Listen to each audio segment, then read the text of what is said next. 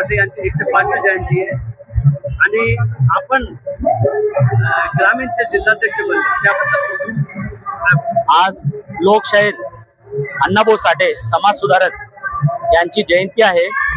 जिल्हा काँग्रेस कमिटी व शहर काँग्रेस कमिटी यांच्या वतीने लोकशाहीर अण्णाभाऊ साठे यांच्या पूर्णपुत्री पुतळ्यास जिल्हा काँग्रेस कमिटीचे अध्यक्ष नवनिर्वाचित अध्यक्ष आमचे मित्र किरण भाऊ डोणगावकर यांच्या प्रमुख उपस्थितीमध्ये अण्णाभाऊ साठे यांना अभिवादन करण्यात आलेले आहे। आमचे शहर जिल्हा काँग्रेस कमिटीचे अध्यक्ष आदरणीय माझे बंधू शेख युसुफ भैया ये आज नाही आहे, त्यांच्या वतीने आम्ही आज शहर आणि जिल्हा काँग्रेस कमिटीच्या वतीने अण्णाभाऊ साठे यांना पदाधिकारी कार्यकर्त्यांच्या वतीने अभिवादन करण्यात आलेलं आहे।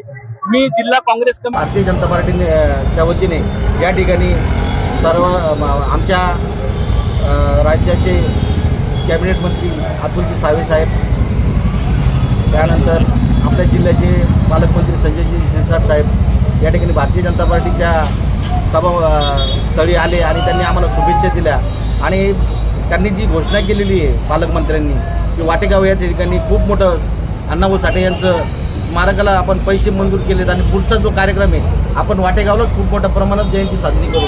अण्णाभाऊला जे महाराष्ट्र शासन असेल किंवा केंद्र शासन जे या पद्धतीने त्यांचा गुणगौरव करत आहे की त्यांच्या त्या कामपद्धतीने, कारण लेखणीतून त्यांनी महाराष्ट्र घडवला, बरेचशा कादंबऱ्या लिहून त्यांनी पूर्ण जगामध्ये त्यांचं साहित्य पोहोचवलं। असे महामानव डॉक्टर अण्णाभाऊ साठे यांच्या 105व्या जयंतीनिमित्त या भारतीय जनता पार्टीच्या संयोजन समितीचा उपाध्यक्ष म्हणून सर आपने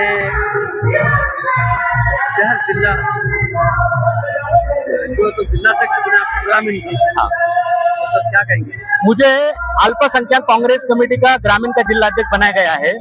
मैं हमारे जो शीर्ष नेता है, देश नेता है, ऑल इंडिया कांग्रेस कमेटी के हमारे खासदार और राष्ट्रीय चेयरमैन जो है इमरान प्रतापगढ़ी साहब, हमारे महाराष्ट्र के प्रभारी अहमद खान साहब, हर्षवर्धन सपकाळ साहब और हमारे प्रदेश अध्यक्ष डॉक्टर वजाहत मिर्जा साहब, इन्होंने मुझे जिला कांग्रेस कमेटी अल्पसंख्यक विभाग का अध्यक्ष बनाया। मैं उनका शुक्रगुजार हूँ, उनका शुक्रिया अदा करता हूँ। उनके साथ हमारे तत्कालीन जिलाध्यक्ष और जालना लोकसभा के खासदार आदरणीय डॉक्टर कल्याण काळे साहब और मेरे बड़े भाई शेख युसुफ भैया जो कांग्रेस कमेटी के अध्यक्ष शहर के, इन्होंने मेरे नाम की सिफारिश की थी।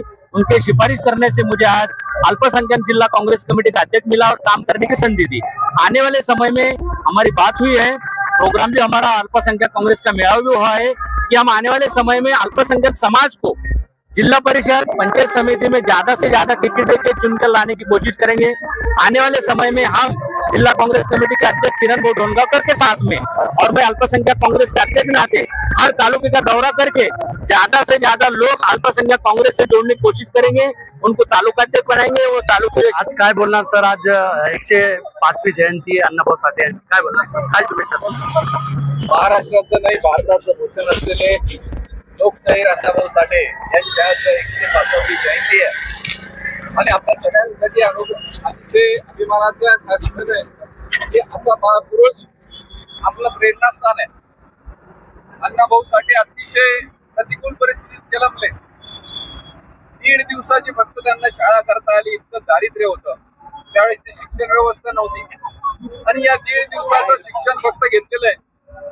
1.5 दिवसाचं शिक्षण घेतल्यानंतर काय जगामध्ये माणूस करू शकतो हे तुम्ही आम्ही शिकण्यासारखं आहे की या माणसाला आपण साहित्य रत्न पुरस्कार देतो, ही आपल्याला प्रेरणा घेण्यासारखी गोष्ट आहे की या अण्णाभाऊ साठेंनी इतकं साहित्य निर्माण केलं की आज 40 कादंबऱ्यांच्या पुढे नाटकं लिहिलेत, पोवाडे लिहिलेत, लावण्या लिहिल्यात, अनेक कथा लिहिलेल्या आणि याच्यावर चित्रपट निघालेला आहे।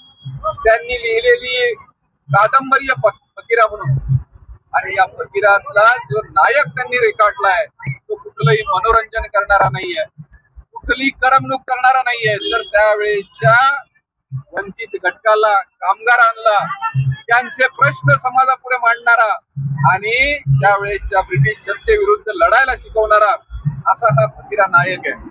आणि त्या फकीराने होणाऱ्या छावणीतून सोडवणार आहे, अब्रू लुटणाऱ्यांपासून माता भगिनींना वाचवणार आहे, कामगारांना आपल्याला जगायला शिकवणार आहे, भूक पीडितांना अन्न मिळवून देणारा असा हा फकीरा त्या वेळेला स्वतःला अटक करून घेतो, माळावर जातो आणि अटक केल्या जाते.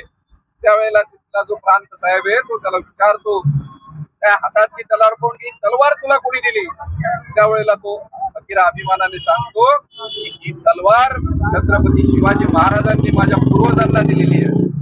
ते या वाईट सत्तेच्या विरुद्ध लढले आणि आजही ती तलवार